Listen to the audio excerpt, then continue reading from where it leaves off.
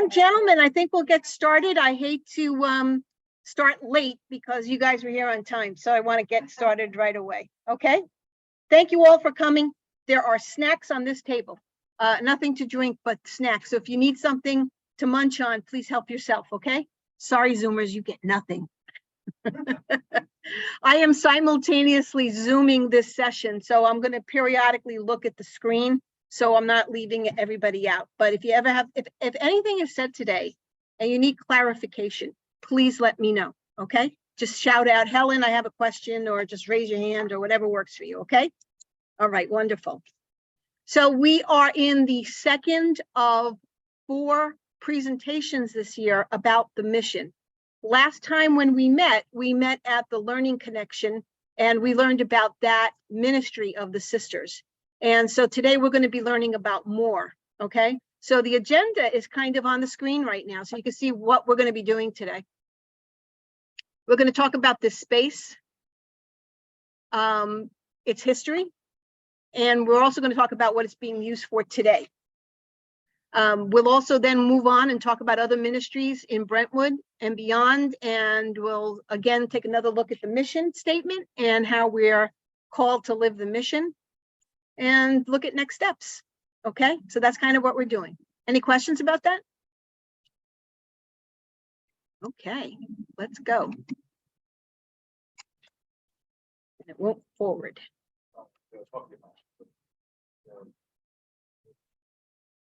There it goes. Okay, so we are in the Long Island Immigration Clinic, and we're going to talk about what this space used to be and what used to sit on this space. Does anybody know what used to be on this space, by the way? Before this building was built, not what it was used for, but before this building was built. So the sisters are already acknowledging the fact that this land was occupied by Native peoples. And this land was occupied by mostly the Secotog Nation, also occupied by some neighboring tribes, the Quanhasset, the Sheniyog, and the Quinnebog. And then, of course, out in the Hamptons, it was the Shinnecock Nation. So we begin this conversation about who was on this property by acknowledging the fact that Native tribes were here way before white European settlers came here, okay? And for today's conversation, we're going to start back 2 owners before this property, before the sisters took the property. That's kind of where I'm going, okay? So we're going to start in 1863.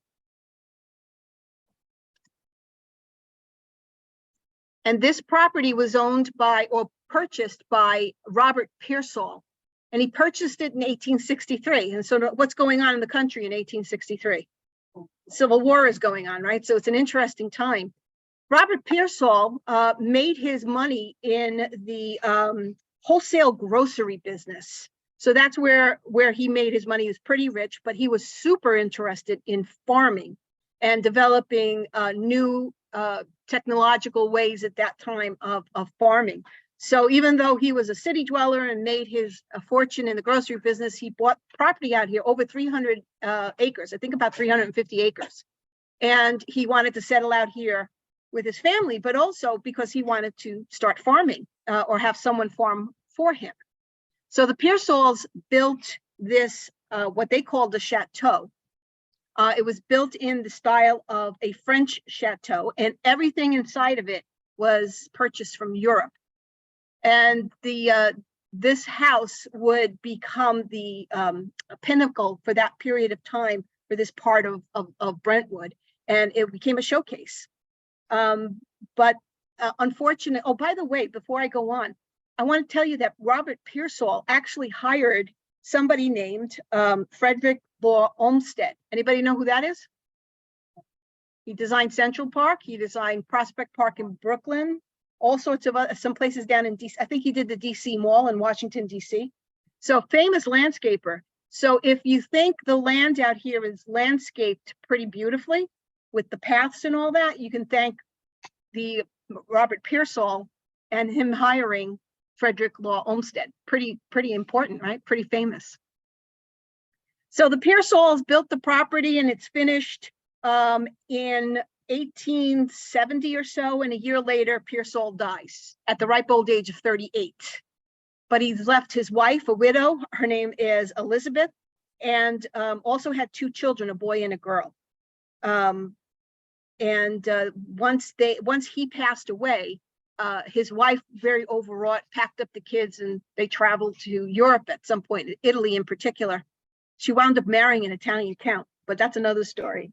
But also, before she left, Elizabeth Pearsall actually started an agricultural school, the first one of its kind for women, right here on the estate in Brentwood. So that's kind of cool.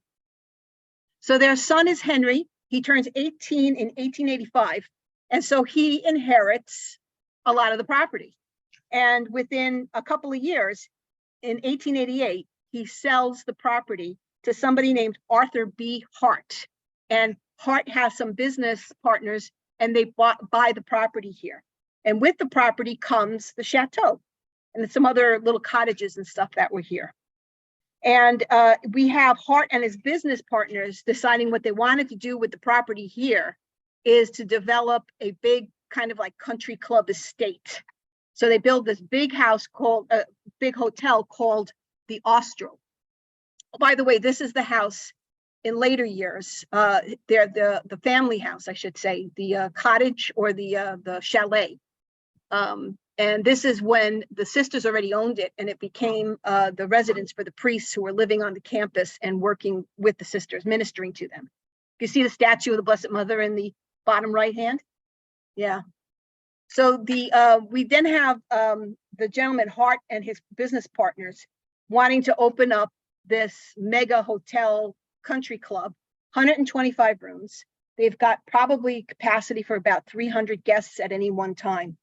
And they were hoping to turn this into a really posh place for people with the means to come out onto Long Island and get away from the city and enjoy their time and fresh air and all that other stuff. But it turns out to be a real failure. Before they abandon it, they actually join their properties with the Brentwood Hotel and with Brentwood's Pine Park. So it became a much larger endeavor. Regardless, it fails. So by 1896, the property's up for sale, which included the 300 plus acres, the Pearsall residence, their chateau, a bunch of cottages, outlying buildings, and it included the Austral. So you can see the sisters here sometime after they purchased it in 1896. And I'm guessing this picture is probably from about 1903 on, because that's when they moved into onto the property. And they actually used it for their novitiate, for their convent, for teaching classes, for whatever they needed to do for the sisters. So this is their 125 room convent. And that's something. So when the Pearsalls sell, when the son of the Pearsall sells the property and the Hart conglomerate fails, the sisters purchased the property in 1896, and the sisters begin very early on building properties. And this is what it would have looked like sometime before 1955. And we'll get to that a little bit later. But these are if you were sitting in their house, kind of on an angle, you would be looking at these buildings. So this is, they're on this side of the picture, their house. Okay, they're on this side of the picture. So we'll come back to that photo a little later. The building we are in was built in 1961. Looks like a 1961 building, doesn't it? When you're looking at it, I think it's good. It still is, yeah. So it was named the Our Lady of Grace Juniorate, and the Juniorate is a school for young adults who are planning on becoming a religious, whether it's a sister, a brother, or a priest. And of course, for here, it was the sisters. So this was at first used as a residence for the junior sisters who were attending the college that the sisters founded for them, Brentwood College, which was in the La Providencia building. That's what that was. But they would reside here and stay in this building for a good time. And this building had quite a few things. It had a nice chapel, which we're in right now, which has been renovated, but I think you can see that this was a chapel. I'm going to turn this around so you guys can see this, just the zoomers. This wall of stained glass windows is just gorgeous, right? So I hope I didn't make anybody dizzy. Okay. But it also had private rooms, parlors, residence rooms, classrooms, large meeting rooms. There's a lot going on. This building's pretty big. And I'm sure you could probably tell that from outside. And it was used for many different things over the years, because eventually the novitiate moved out of here and moved into La Providencia. So I'm going to invite two of the wonderful people here who are now running what we are calling the Long Island Immigration Clinic. And that's what's happening outside of this building now. So I'm going to invite first Sister Janet Kinney to come up, and she's going to talk about some former uses of this building, but also what's happening here now. Okay. I have to sit here, so yeah, you got to. There you go. Okay, so Joey and Joanne and whoever else is there can see me. So hi, good to be with all of you. Some of you I know have been in this building before, and some maybe this is your first time. So I always like to say to people is, as she mentioned, this was the junior 8, and it was the place where new entrants to the Sisters of St. Joseph came up until the year 1988. And in 1988, this building was closed. I can tell you, I entered the congregation in 1987. So I was the very last sister. I entered by myself to actually be in this building, trained as a good sister. So that's my claim to fame, and here I am back. But maybe just to start to say the work of the Immigration Clinic, we are only really a year old, and I don't know if all of you get the e-newsletter that is sent out from our communications department, but just in yesterday's issue, we are the lead story because we are celebrating our first anniversary. And if you pick up that, click on that article, it gives you a whole bunch of numbers of the things we've been able to accomplish in this last year. But first, just to say very simply, so what do we do and why did we start this? So out here on Long Island, there are over 90,000 undocumented immigrants who really need support and services. And most services, if any, have been in New York City. And there was a clinic similar to this setup working in New York City. And Dina, in a few minutes, will explain the model we use, but it's a largely volunteer-driven model. And so who does this clinic help? Well, you maybe, if you're reading the media at all recently, there's a lot in the newspaper about our immigration policy here in the United States. And one of them is talking about asylum. And that is an area of what we call humanitarian relief, helping people mostly coming from across the southern border, people who are fleeing persecution, fear in their homelands.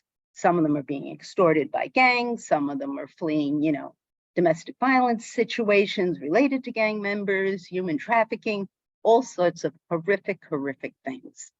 So they're coming across the border, clothes on their back, don't speak our language, have no money, and they have to prove that they are seeking asylum and that they're worthy of being given asylum in this country. So this clinic, modeled after one in New York City, helps individuals with their asylum process.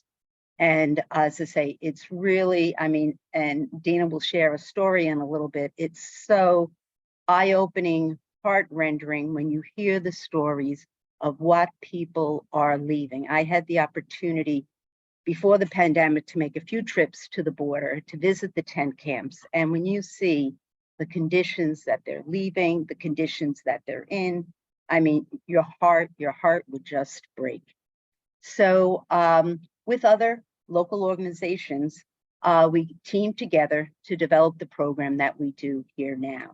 As I say, right now, we're doing strictly asylum cases. We're hoping to do more in the coming months, as we get more expertise and training.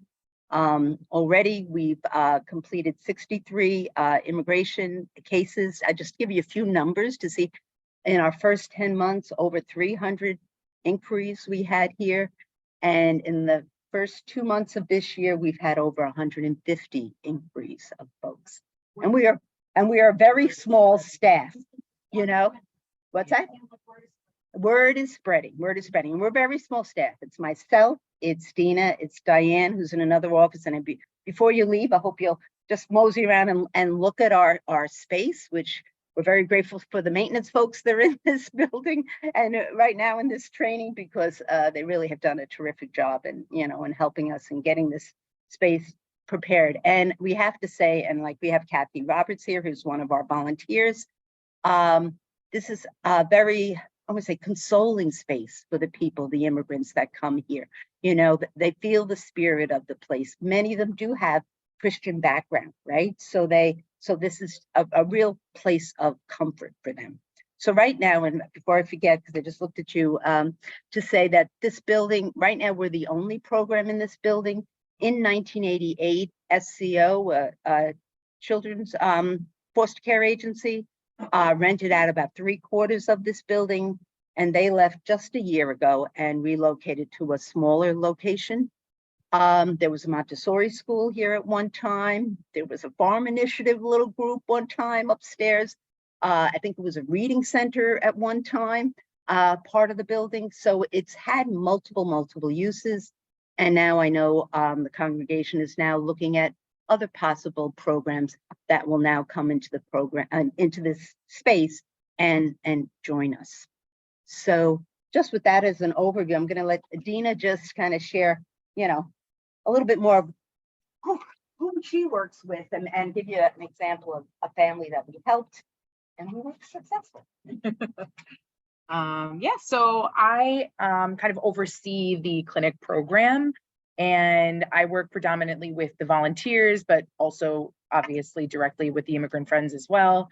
Right now we're seeing folks coming from you know, a variety of countries, but it's really centered in Central and South America. And predominantly we're seeing folks from Peru, from Nicaragua, and from Haiti and Colombia. We do see folks from El Salvador, Honduras, the countries you kind of think of when you think of asylum, but those are the countries that we really do see. We are seeing the predominant, you know, folks coming from. So our volunteers here work in a team setting. We have 4 volunteers on every team. 3 of the roles, we ask that the volunteers come in person and work on a weekly basis, and 1 is a remote position. And it's important that, you know, they have each other as a team to work through this, because it's not an easy process. We have a pretty rigorous training because asylum law and immigration law are pretty complex to understand. When I started here, I knew very little about immigration law, and I definitely still am a beginner. But yeah, so we train our volunteers to be able to work with the immigrant friends, really keeping, you know, cultural competence and cultural humility in mind, because they're working with folks who maybe come from a different cultural background than them. And it takes about 4 to 6 weeks to put together the application, just on the first part of the application. Then we're doing kind of the back end work to put it all together and send it out on their behalf. We're also paired, we collaborate with another group in the city, a volunteer group of accompaniment folks who will accompany the friends to their court hearings so they don't have to go into a court hearing by themselves. You know, these are folks who really cannot afford a legal representation.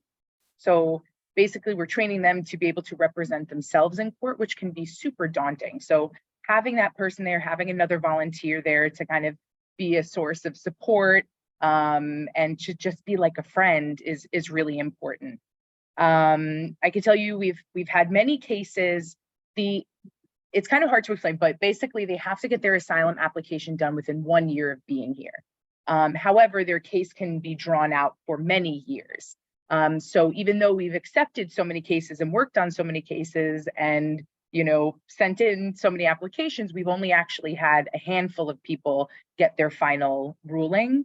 And we've had one very successful case that I personally worked on with an immigrant friend back in like August, September.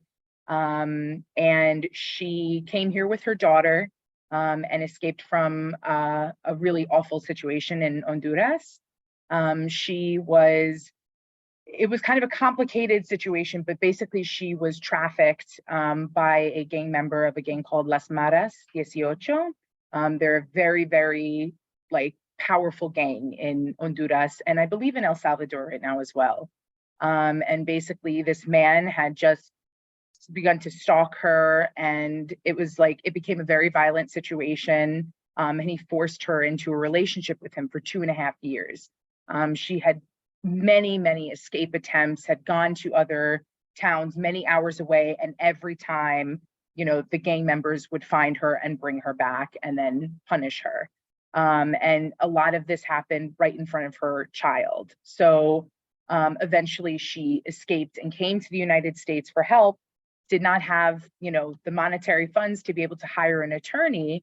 And so we helped her put together her application, to put together the case, and sent it in for her. And then we made sure she had an accompaniment, you know, volunteer with her when she had her final hearing. And just about 2 weeks ago, we got word that she was accepted for asylum, which was a huge win. That was our first actual asylum win, which means that she will have a pathway eventually to citizenship. And it was really eye-opening working with this particular immigrant friend. She had been through so much and was incredibly resilient, incredibly strong. And something that all of the friends have in common is they are so grateful for our help. Just so like, what can I do to help you? Many of them, after we finish a case, are like, can I come clean? Can I drop off fruit? What can I do? They're really thankful for us being here for them. And so it is a really beautiful program. It's really wonderful to see the relationships that are built here in the clinic between the volunteers and the immigrant friends. Even if they don't share the same language, there's an interpreter on the team. So it's really nice getting to see even the nonverbal communication happening. It's really beautiful.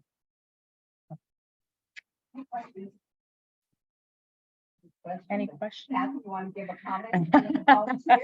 Just a privilege. What you've created is beautiful. And it keeps on expanding and developing. Dina recently started a support group for them. So once they finish their paperwork, you know, they're welcome. Would you like to come to a support group? Transportation is very hard to get here. We're talking about one of the volunteers for the clinic is here. And she said that this is just such a wonderful place, a great environment. And Sister Janet is just elaborating a little bit more on the process and how important it is to be here in person, to develop relationships with their immigrant friends. Do you guys have any questions on Zoom? Or in person here? Great, thank you. Let's give a round of applause to Janet and Virginia. Come look around before you leave. Feel free, look around. So I just wanted all of us to take a minute just to pause and to think about everything that's been said so far. And if you would just for a minute, just quietly reflect on anything that was said so far at this time, about a half hour that we've been together. What struck you? What was the one thing that really struck you for whatever reason? Maybe it's something that was so horrific, something that was just great to hear.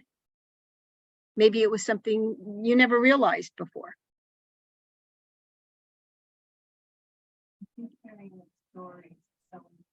Hearing their stories is so important. Okay.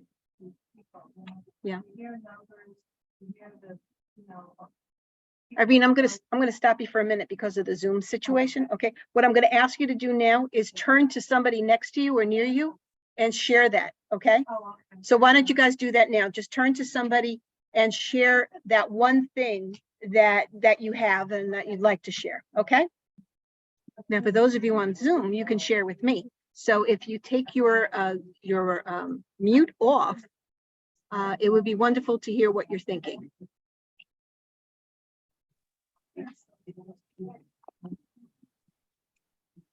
Irene was saying here before I stopped her that she just thought this was such a great thing to have started here.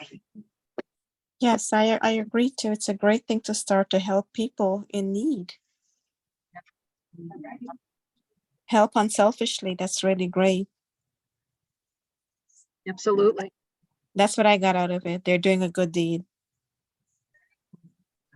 Well, they're doing more than, I think, a good deed. I mean, that's where it starts, but it's life-saving work to a large extent, right? Yes, yes, Yeah. life change. Yes. Yeah. Thank you, Sarah. You're welcome. Anyone else? Sister Helen? It's just Helen, not sister. Oh, sorry, I forgot. Just to hear that there are 90,000 immigrants alone on Long Island, that really disturbed me, because unless we think of numbers, we don't really get the idea, and that's just so overwhelming. It is. That so many people like that need our help, and this is just such a wonderful thing that the Sisters of St. Joseph are doing. Wonderful. Mhm. So I was thinking, Helen, I was thinking about, how it really is going towards the mission, bringing more people, uniting the neighbors, and bringing everyone together. And that was really a takeaway, that yes, these people are different and they have these issues, but we're all working together to try to help them to be with us. Yeah, that perfectly said, Samantha. You get the A+ for understanding the mission. Mhm, mhm. Anyone else? No, I pretty much agree with them. Everything they said. And what's your name, by the way? Tommy, Oh, Tom. I'm sorry. I didn't recognize you. Okay, Tom. I have to share with you what somebody said yesterday on the Zoom, and that was Michelle Infante. She shared that the immigration clinic was instrumental in helping her and her daughter-in-law when she was coming to this country. She couldn't speak more highly about what the immigration clinic has done for her family. And I think that's what's important, right? When Dina shared the story about that one woman, whose name was Ingrid, by the way, and she shared that story, you just understand more about asylum and folks coming over the border. It's not about trying to take our jobs and all those other horrible stereotypes. It's about fleeing violence and coming to a better place. Yeah, yeah. Anybody else?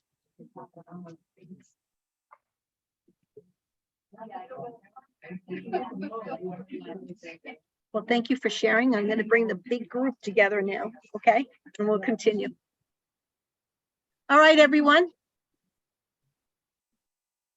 Thank you for understanding, Irene, by the way. I kind of fast forwarded over this section because Dina and Sister Janet have so much to do right now, and they're our hosts for all of the sessions that we're giving out of here, so I didn't want to keep them any longer. But just some photos. I have to thank Virginia Dowd, who's our archivist, who helped me with some of the resources that I'm using for today.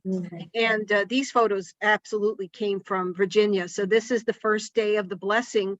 And the reason I think it's important for us to look at this is because there's somebody very special in one of the other pictures, which we'll get to. Virginia gave me a copy of the actual program for the Day of the Blessing. And I thought it was important for us to actually look at the prayer itself. So I'm gonna just suggest everybody just read it for a second. It gives you a real good idea about what this building was supposed to be used for.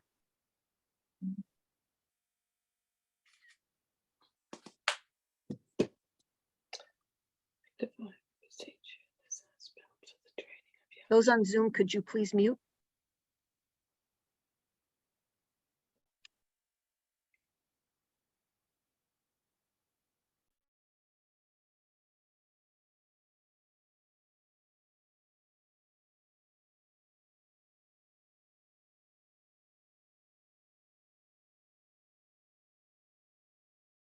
So 1961, right?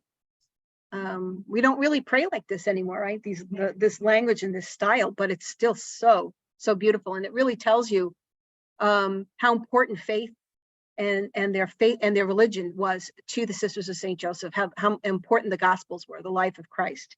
And that's what's imbued here in everything that they do. So this is the picture I was talking about. There's somebody famous dead smack in the middle. If you've heard of Kellenberg High School, The bishop here who's officiating at the blessing is Bishop Walter Kellenberg. So that's who the high school was named after. The toward me, the sister toward me on his side with the glasses, that sister, Mother Immaculata Maria Clark. She is the superior of the congregation at that time, meaning she was kind of like Sister Tisa is now. They call Sister Tisa president now. Back then, her title was superior. And the rest of these sisters here are members of her council. And I'm just pulling this picture up because I think it's important for us to just look at this. This is a different bishop, but what I'm focusing on in this picture is the habit or the outfit that the sisters wore back in the 60s. And I was actually surprised about the black glove on the hands. And I just love the fact that part of their veil is so sheer. It looks like chiffon, doesn't it? So, can you imagine putting that on every day? So Sister Janet and Dina are doing so much work here at the Long Island Immigration Clinic. And the reason I wanted to share this with you is because it really reflects the mission, who they are, who they were, who they continue to be, who they are today. And so this building has had many uses in the past.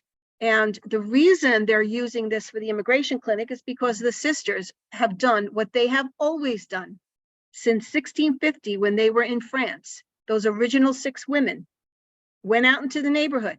And what did they do? They asked the folks in their community, what do you need? How can we help? And they said yes, no matter what. And they're still doing it today. The sisters here are still doing that. And they saw the need to help those of immigrant status who need our assistance. These are folks who are fleeing abuse, violence, human trafficking, so many things that are happening in their home countries. And unfortunately, when they come here, they need help. And so that's what the sisters are doing.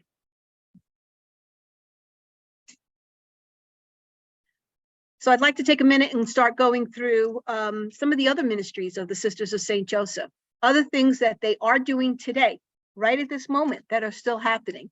And there's a bunch in the past that aren't happening anymore, but I'd like to start with the ones that are still in process. So last semester, that's my school teacher coming out, right? Last fall, when we met at the Learning Connection, we learned about that organization. Can anybody tell me what that organization does? Do you remember?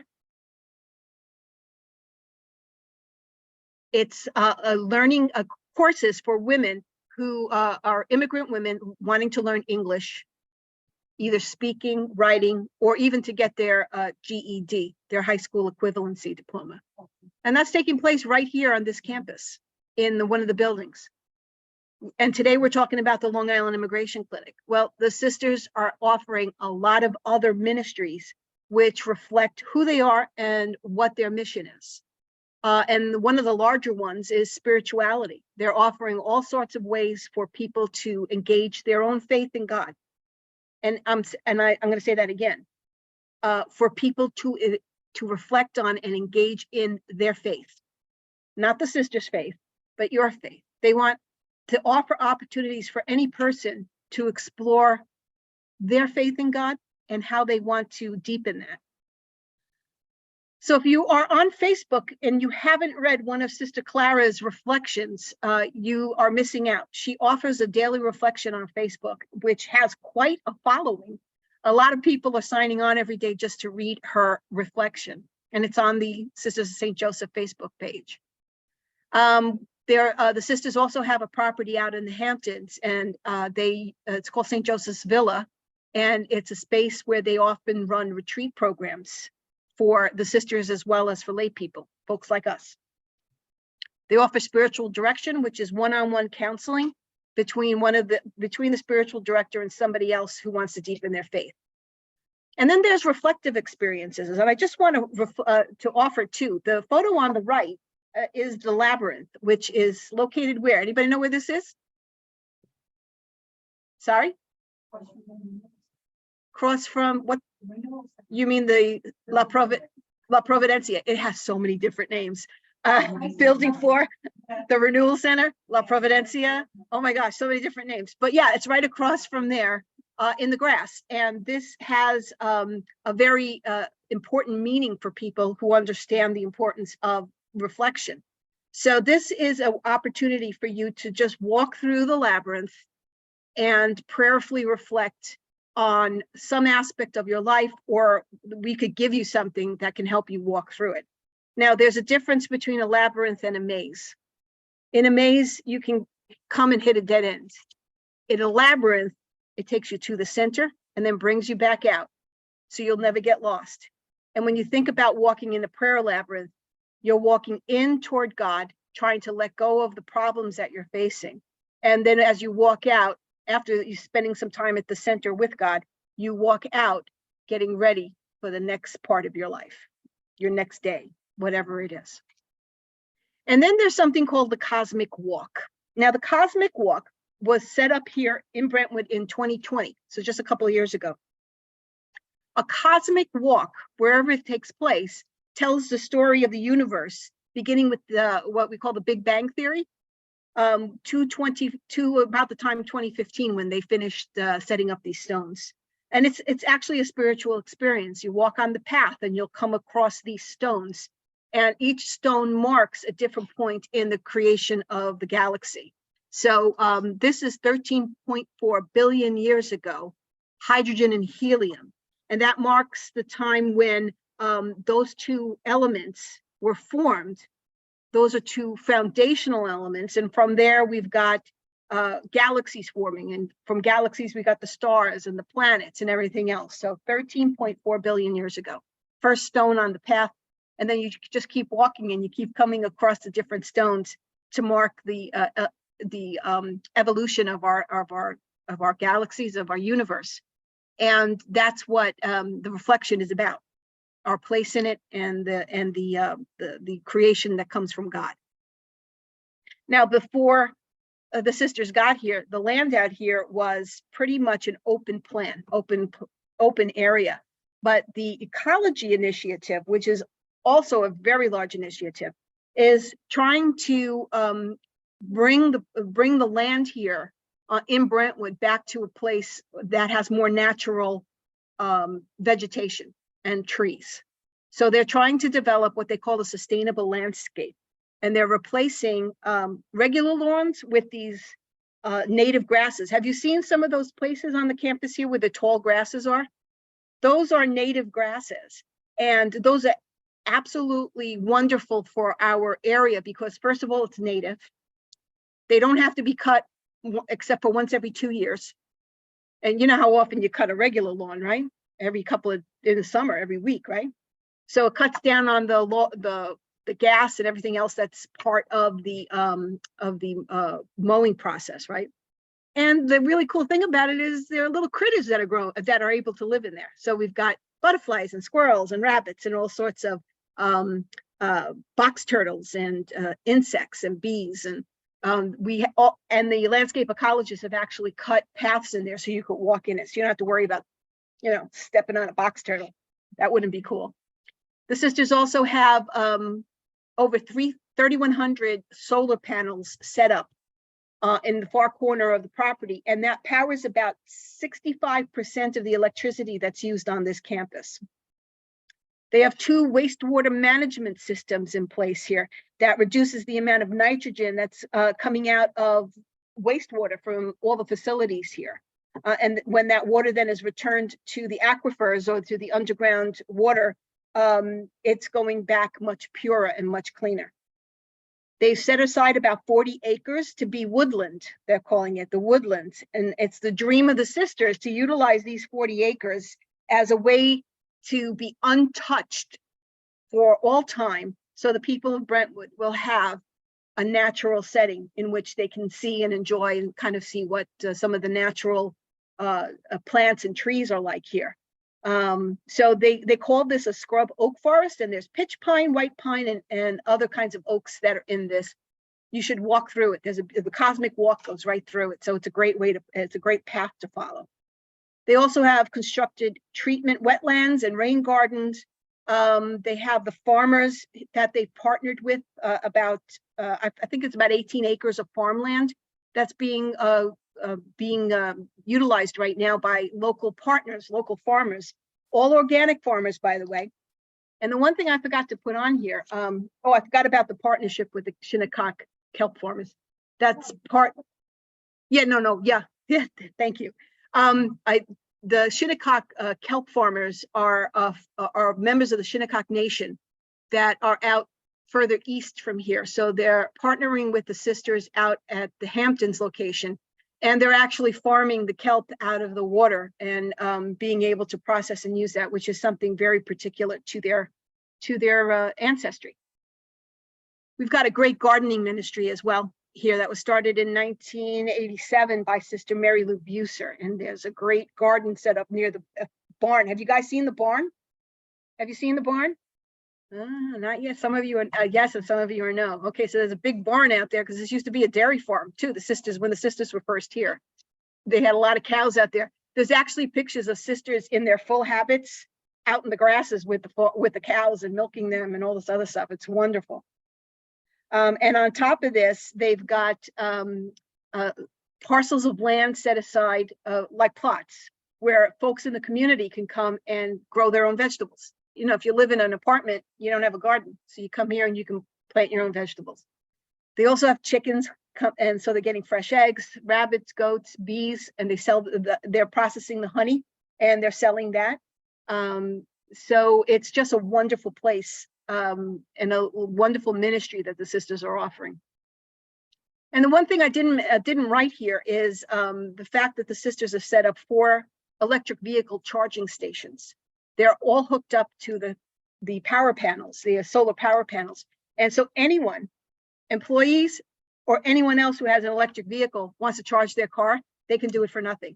The sisters are just offering that because they think it's that important to stop with the fossil fuels and start getting into more electricity.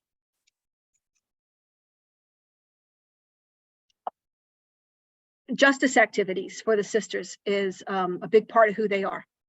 Justice meaning that we try to create a world where everyone is treated with justice, with dignity, with respect, and that everyone in this life can flourish, not just get by, not just try to, you know, try to get along, try to have a house, try to have clothing for your kids and a roof over your heads, but that everyone should be able to have that everyone should be able to flourish in this life. Now, the Long Island Immigration Clinic is a great example of that, right? Of justice, bringing justice to people. The sisters also started last year the Refugee Resettlement Program, and they have resettled several families already, actually housed them on the campus here in Brentwood, and are then trying to help them to move into their own homes and to help them with finding jobs. So we've gotten some families from Afghanistan and from Ukraine, and I'm not sure if there's another nationality. Anybody aware? Okay, so that's part of what they're doing as well. And I think most of you are aware of the efforts to eradicate racism. Big chore, but the sisters are doing that, heading on with that straight ahead. And part of that is the ending of cash bail. It's a big movement in the prison reform system. Cash bail is something that people with money can afford, and those without money can't afford. So it seems like a very inequitable way of processing prisoners. So that's one of the things that they're talking about. I mentioned here New Hour for women and children. New Hour is not a ministry of the Sisters of St. Joseph, but they're renting some property from us. Their offices are here in the Academy building. And New Hour does great work trying to help women coming out of incarceration and helping their children as well, helping them unite when they're back together. And it's just a phenomenal organization. Education is the core of who the sisters are. That's where they started, right? So that first picture there is of the Learning Connection, where we were last month. But they also have an online faith formation program now called Spirit Alive. And they also have 4 high schools that they're still sponsoring. Anybody know what the 4 high schools are? Who can give me one? Stella Maris is no longer a high school. Fontbonne in Brooklyn, right under the Verrazano Bridge. Sorry? The Mary Louis Academy in Jamaica, Queens. Sacred Heart Academy in Hempstead. And Academia Maria Reina in San Juan, Puerto Rico. So those are their 4 high schools that they're still running. I had to put this picture in here of the Bonnies from the girls from Bonbon Hall. I just love their name. They're Bonnies. They're so cute.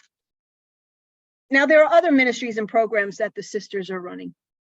Prior to 1970, the sisters were mostly educators and healthcare workers, right? But since then, they started branching out into more diverse ministries and professions.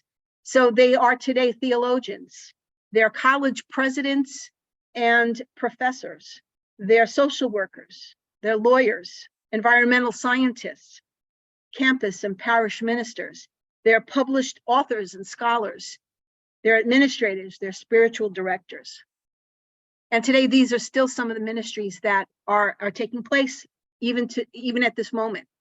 Maria Regina Residence is right here on campus. It's the long-term nursing care facility that's right outside our building, right? Or just across the way. Many still continue to work in parishes across Long Island and in Puerto Rico. I don't know how many of you are aware of Christus Vivit. Christus Vivit is a young adult residential program for young adults wanting to live in a community where their faith is shared and discussed. And so they come, these are students or young adults who are working. They go out during the day and they, go to their classes or they go to their jobs, and then they come home at night and they have a shared meal. They pray together and they discuss their faith. So that's what Christus Vivit is about. And they've also got a young adult program where young adults can get together and do service projects. So that's the young adult ministry. And there's also other things that the sisters are offering in so many different ways. So many it's hard to go into a lot of detail on a lot of these. But remember that the sisters are still active and alive from the tip of Brooklyn all the way across Long Island out towards to Suffolk. And Long Island, I'm not just talking about Nassau and Suffolk County like we refer to them, right? So Long Island is the whole of the physical Long Island, and the sisters are still very active and alive and doing so much there.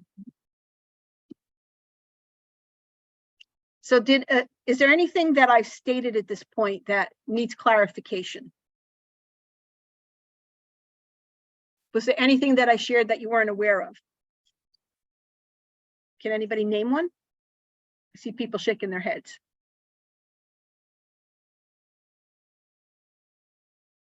Nope. Okay, I'm going to move on then, okay? The land ethics statement of 2015 was a phenomenal mile marker for the sisters, milestone for the sisters.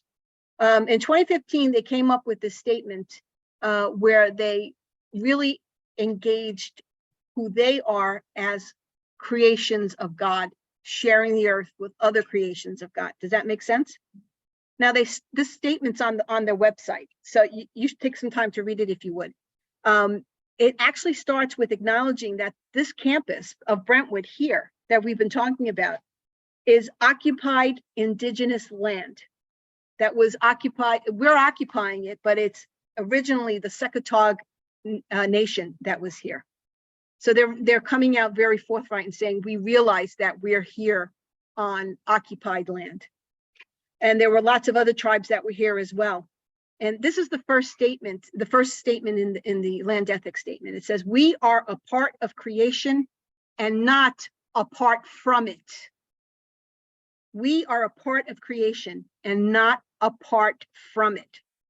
So it really goes into a lot of detail about how we need to treat all parts of the earth as sacred, each other as sacred, that we need to respect and love all created beings.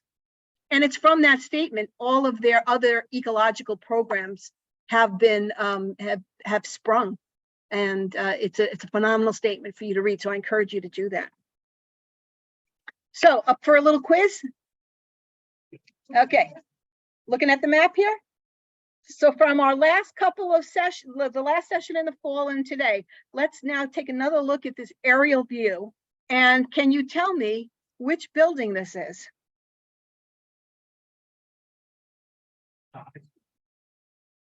And we call that the Academy, yes.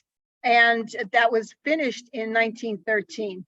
Now I'm pointing to these two buildings because these were the two first buildings that went up, one in 1903. And that's when the sisters actually moved on to campus then, when one of these first two buildings were completed. And then the other main part of the academy, the big one, that and the other the smaller of the two buildings was completed in 1913. Okay, here's the next one. That's the convent, right? 1929. And this? The chapel, right? Okay, here we go. Here's the next one.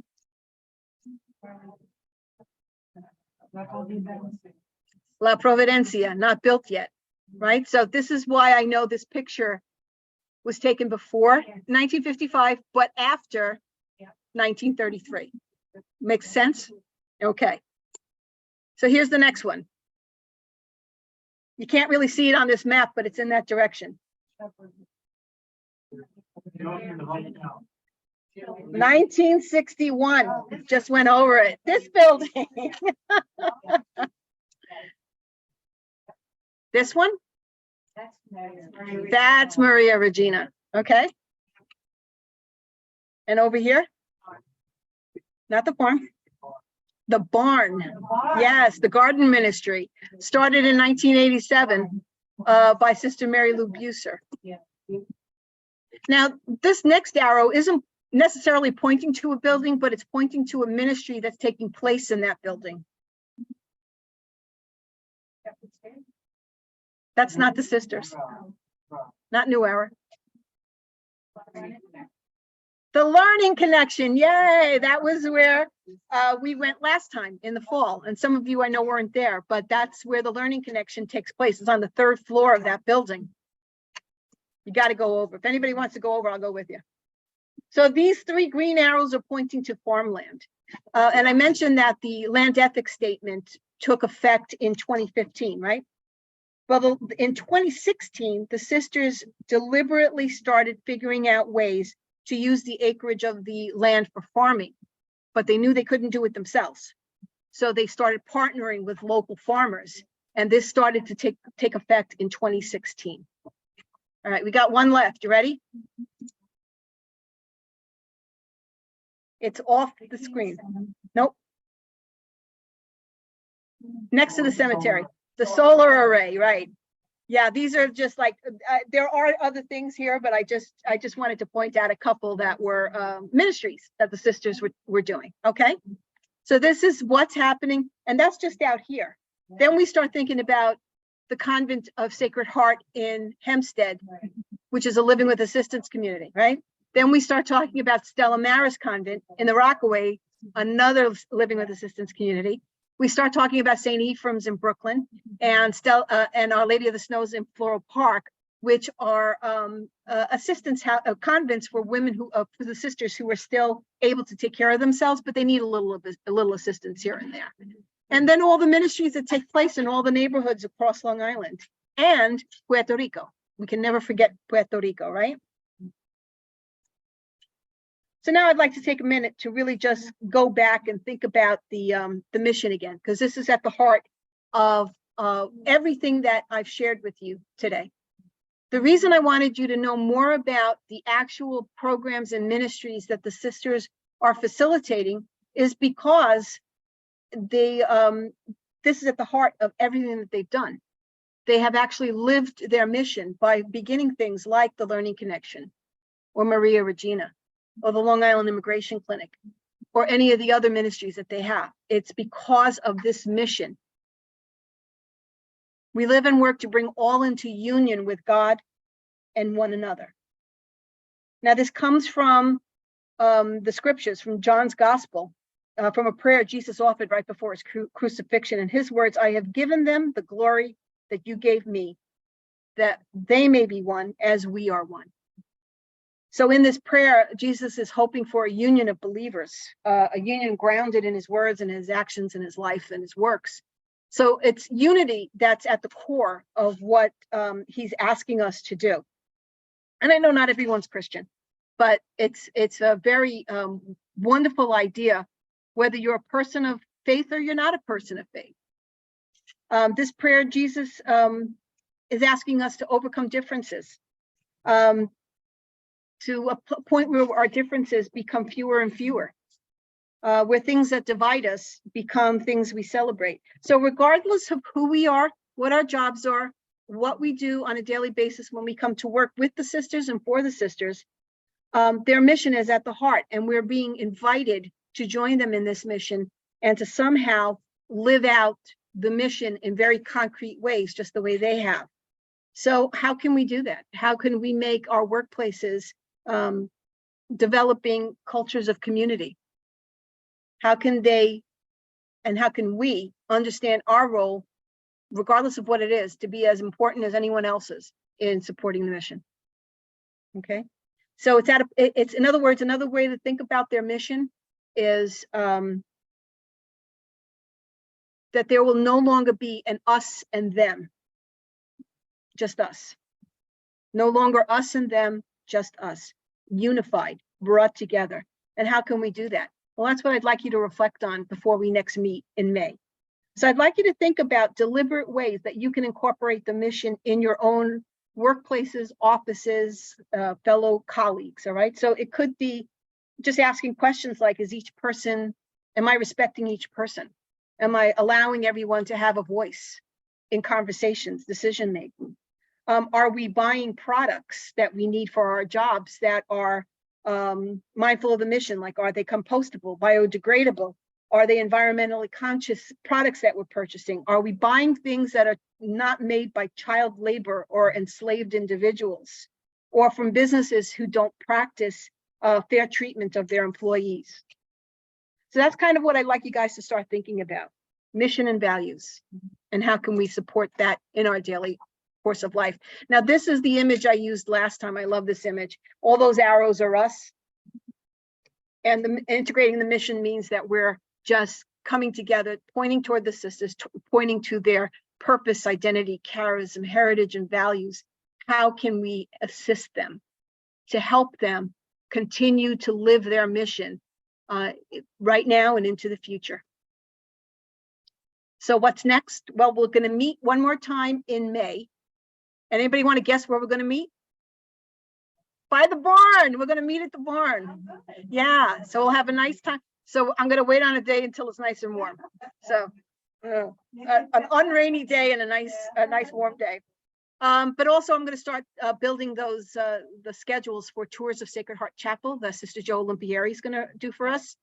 And of course, the golf buggy tours the campus. If you really want to see the campus, I dare you to climb in a buggy with me, a golf cart, I should say, and I'll take you around campus and I'll take you into all the nooks and crannies and give you some more details about the place. So I dare you, get in a buggy with me.